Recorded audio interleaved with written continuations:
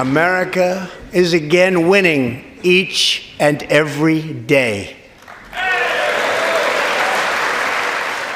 Well, I thought the speech was unusual from a historical perspective in that it was devoid of specific policy proposals. There was this sense where there were a lot of platitudes and kind of campaign slogan conversation, but then there were also kind of these partisan attacks. But none of them were very deep or thoughtful or detailed. Everything was somewhat at the surface, and it glossed over kind of the political moment we're in.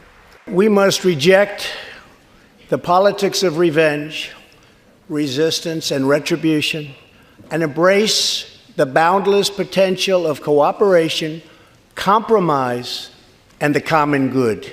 I do think that it's hard for him to legitimately put forward a call for bipartisan unity and compromise. His Twitter feed has been so full of vitriol, and his actions have never really suggested that he wants to do bipartisan work. I mean, he always seems to be playing to his base and even saying things that are specifically insulting or incendiary toward his opponents.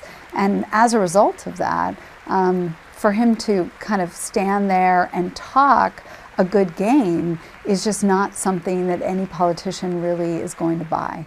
Well, the interesting part is it does move the 2020 narrative forward for him, because he was not necessarily speaking to those in the chamber. He was really speaking to the Republican base who was tuning in on television and watching him, and so much so that he's now announced a campaign kickoff in Texas, and he is planning to kind of take the themes probably around late-term abortions, probably around immigration, to his base and be ready to run. God bless you, and God bless America. Thank you very much. I actually do think President Trump will get a bump, and he's going to get a bump in precisely the people that he needed a bump with, and that is the Republican base. During the shutdown, he started to lose Republican support. His overall approval rating fell into the high 30s. I imagine that we will see it kind of recover to the low 40s, and that will mostly be because Republicans moved from kind of being wary about President Trump and his direction for the country to now once again being pleased with what he's doing. I think Republicans were really looking for a moment to reassure themselves that this presidency is not irrelevant and is not falling apart in the wake of really what was a shutdown debacle.